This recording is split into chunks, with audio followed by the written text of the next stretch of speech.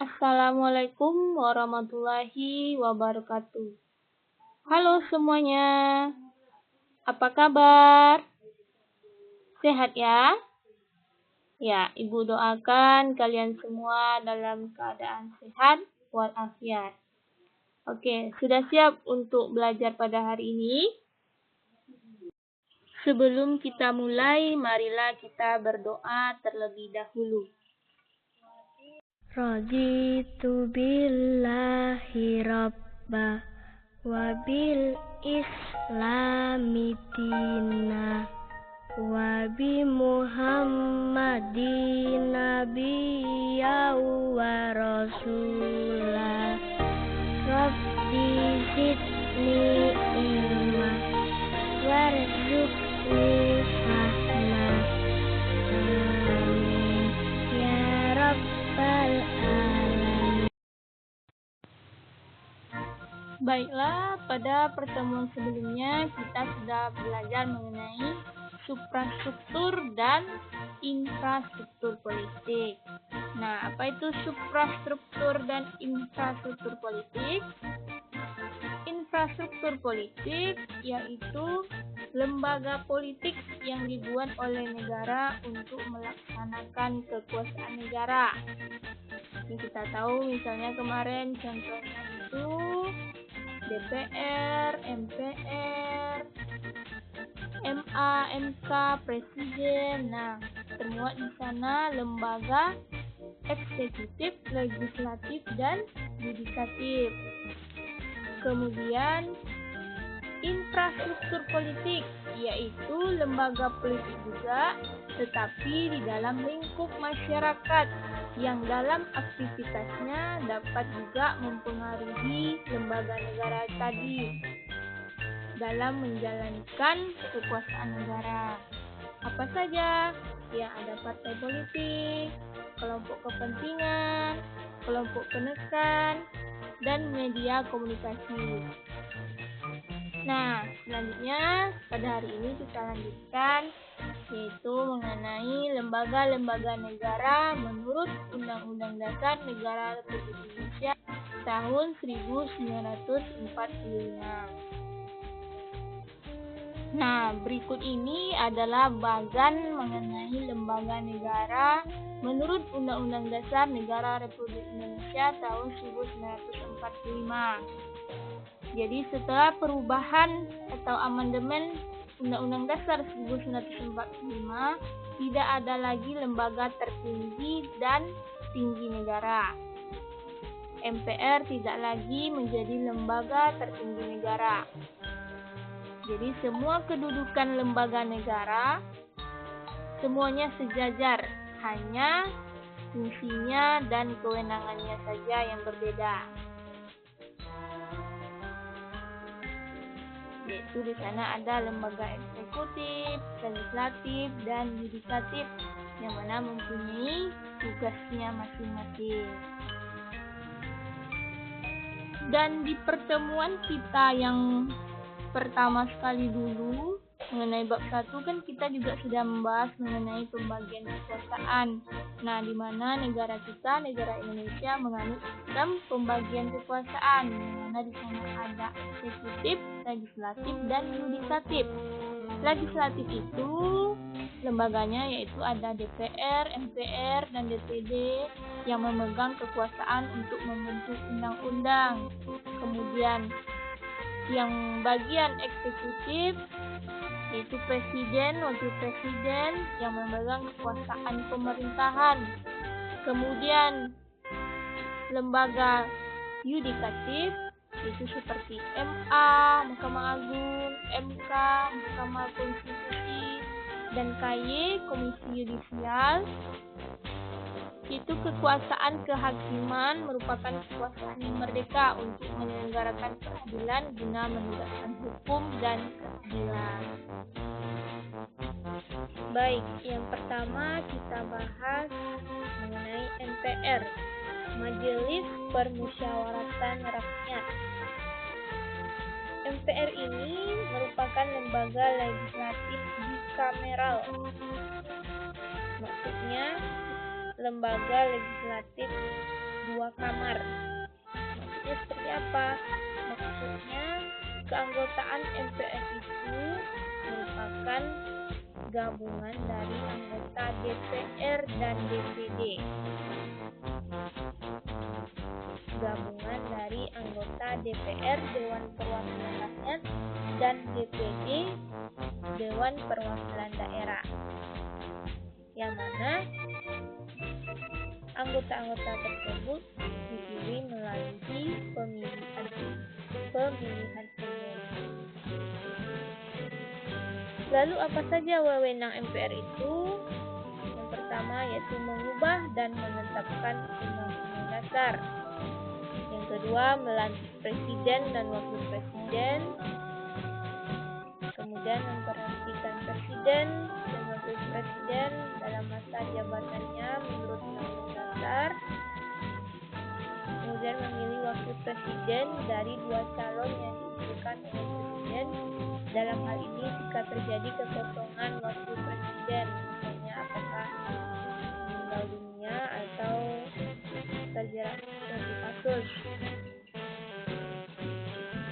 Kemudian memilih presiden dan wakil presiden dari 2 pasangan calon presiden dan wakil presiden yang diusulkan oleh partai politik atau gabungan partai politik yang pasangan calon presiden dan wakil presidennya meraih suara terbanyak pertama dan kedua dalam pemilihan umum sebelumnya.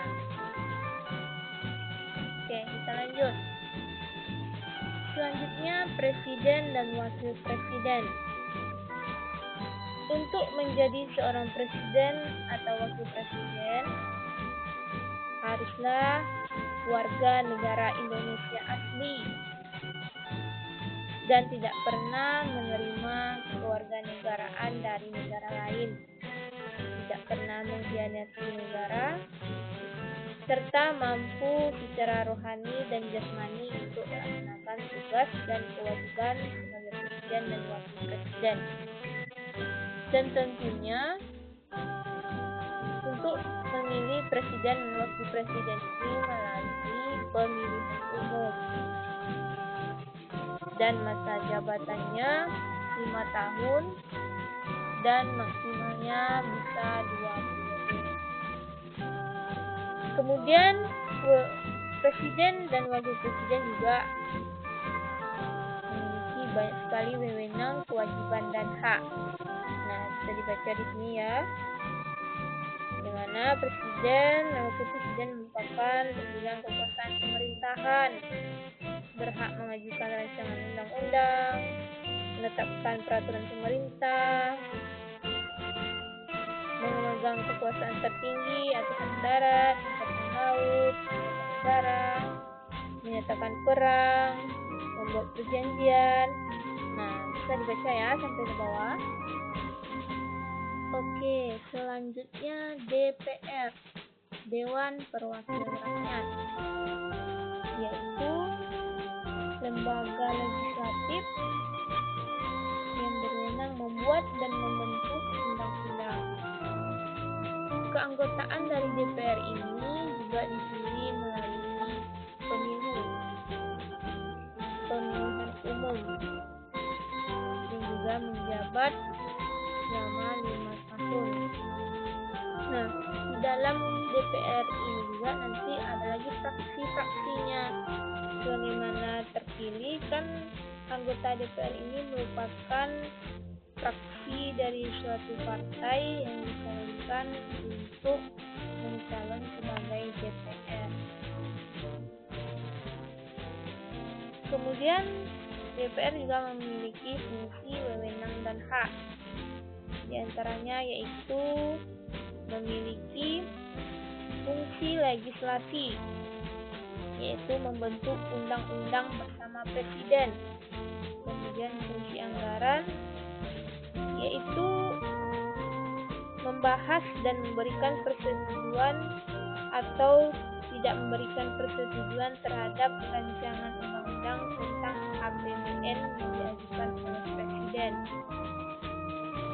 Kemudian fungsi pengawasan, itu mengawasi pelaksanaan undang-undang dan APBN. juga mempunyai hak, yaitu hak interpelasi, yaitu hak untuk meminta keterangan kepada pemerintah mengenai kebijakan pemerintah yang penting dan strategis serta berdampak luas pada kehidupan masyarakat, berbangsa, dan negara. Kemudian hak angket, yaitu hak untuk menjelaskan pelaksanaan suatu undang-undang atau kebijakan pemerintah yang berkaitan dengan hal penting, strategis, dan berdampak luas pada kehidupan masyarakat. Kemudian juga hak untuk menyatakan pendapat, memiliki kekebalan hukum, di mana setiap DPR tidak dapat dituntut di hadapan pengadilan karena pernyataan pendapat yang dikemukakannya secara lisan ataupun tertulis dalam rapat DPR selama tidak bertentangan dengan peraturan tata tertib dan kode etik DPR. Jadi dia memiliki kebebasan berpendapat pada saat melakukan rapat atau sidang selama di DPR. Kemudian juga untuk mengajukan usul pemberhentian presiden, persetujuan kepada presiden untuk menyatakan perang, memberikan pertimbangan kepada presiden dalam pengangkatan duta, dan sebagainya. Bisa dibaca ya. Selanjutnya DPD, Dewan Perwakilan Daerah, yaitu lembaga kedaulatan rakyat yang terdiri atas wakil-wakil rakyat dari tiap daerah provinsi yang dipilih melalui pemilihan umum. Keanggotaan DPD ini jumlahnya sama di setiap provinsi, yaitu 4 orang dari setiap provinsi yang dipilih melalui pemilihan umum. Jumlah seluruh anggota DPD yang jika terpilih itu tidak lebih dari 1/3 jumlah anggota DPR. DPD memiliki tugas, hak dan wewenang juga, yaitu mengajukan rancangan undang-undang yang berkaitan dengan otonomi daerah yang berkaitan dengan daerah pemilihannya. Selanjutnya MA, Mahkamah Agung. Baik itu MA, Mahkamah Agung, MK, Mahkamah Konstitusi, dan KY, Komisi Yudisial, merupakan lembaga yudikatif, yaitu lembaga yang mengawasi dan mempertahankan undang-undang, serta untuk mengadili pelanggaran undang-undang, yang mana dalam melaksanakan tugasnya bebas dari pengaruh cabang-cabang kekuasaan lainnya. Untuk Mahkamah Agung sendiri membawahi badan peradilan dalam lingkungan peradilan umum, lingkungan peradilan agama, lingkungan peradilan militer, dan lingkungan peradilan tata usaha negara atau TUN. Untuk menjadi anggota Mahkamah Agung tentunya merupakan seorang hakim yang memiliki integritas dan kepribadian yang tidak tercela, adil, profesional, dan berpengalaman di bidang hukum. Kemudian juga mendapat usulan dari Komisi Yudisial pada DPR untuk mendapat persetujuan dan ditetapkan sebagai hakim agung oleh Presiden. Kewajiban dan wewenang dari Mahkamah Agung ini yaitu yang pertama berwenang mengadili pada tingkat kasasi, menguji peraturan perundang-undangan di bawah undang-undang terhadap undang-undang, dan mempunyai wewenang lain diberikan oleh undang-undang. Nah, mengadili pada tingkat kasasi maksudnya yaitu kita misalkan suatu perkara mengenai perceraian misalnya. Nah, itu kan di tingkat pengadilan agama. Nah, jika seseorang itu bercerai, lalu mereka memutuskan perkaranya melalui pengadilan agama di tingkat kabupaten. Kemudian jika tidak terselesaikan melalui pengadilan agama, selanjutnya mendapat namanya tingkat banding melalui pengadilan tinggi agama yang ada di tingkat provinsi. Kemudian jika masalah perceraian tadi juga tidak terselesaikan, bisa diajukan kepada tingkat yang paling tinggi, yaitu tingkat kasasi yang berada di bawah naungan Mahkamah Agung. Kemudian juga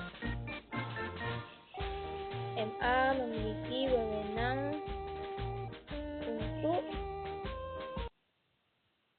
menguji peraturan perundang-undangan di bawahnya.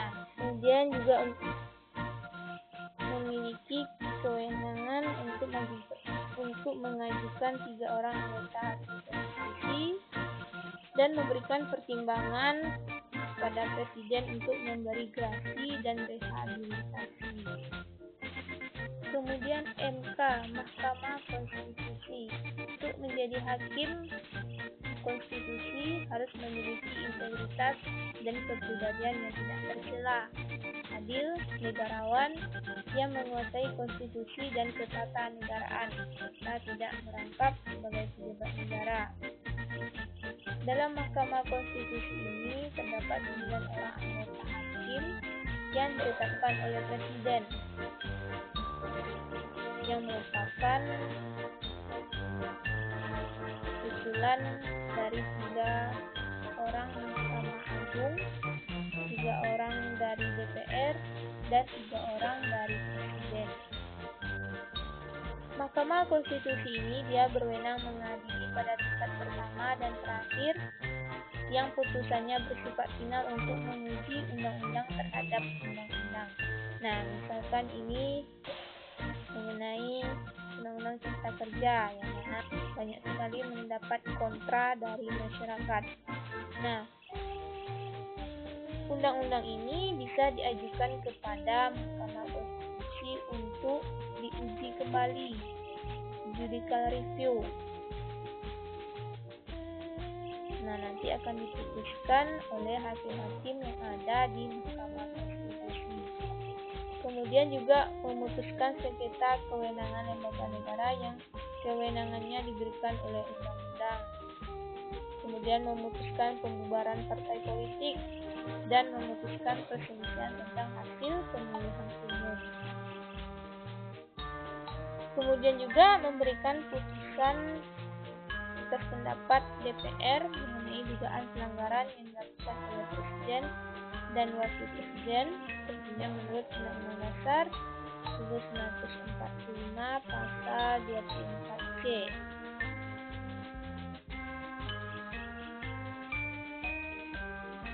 Kemudian KY, Komisi Yudisial.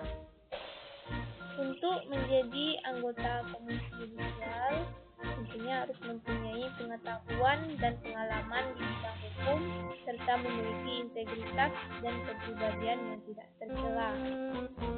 Kemudian anggota Komisi Yudisial ini diangkat dan diberhentikan oleh Presiden dengan persetujuan DPR. Wewenang dari KY ini yaitu mengusulkan pengangkatan hakim agung yang ada di Mahkamah Agung. Kemudian mempunyai wewenang lain dalam rangka menjaga dan menegakkan kehormatan, keluhuran martabat serta perilaku hakim. Nah, jadi KY ini dia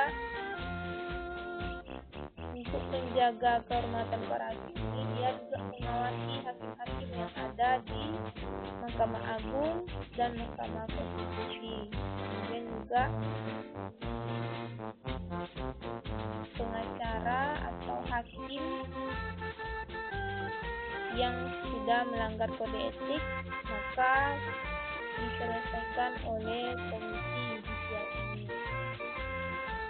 Kemudian yang terakhir BPK, Badan Pemeriksa Keuangan. BPK ini tugasnya memeriksa pengelolaan dan tanggung jawab keuangan negara. Yang dalam menjalankan tugasnya dengan bebas dan mandiri. Jadi lembaga ini independen, tidak bisa dipengaruhi oleh lembaga lain.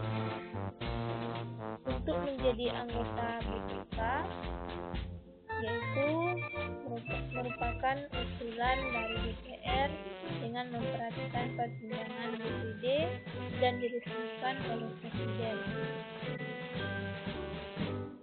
Hasil pemeriksaan keuangan yang dilakukan oleh BPK diserahkan kepada DPR, DPD, dan DPRD sesuai dengan kewenangannya.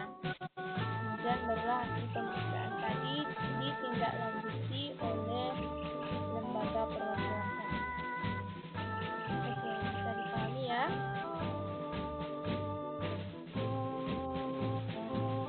Sekian materi kita pada pertemuan kali ini. Jika ada pertanyaan, silakan bertanya baik melalui WhatsApp group atau melalui e-learning. Lebih dan kurang Ibu mohon maaf. Ibu akhiri dengan Assalamualaikum warahmatullahi wabarakatuh.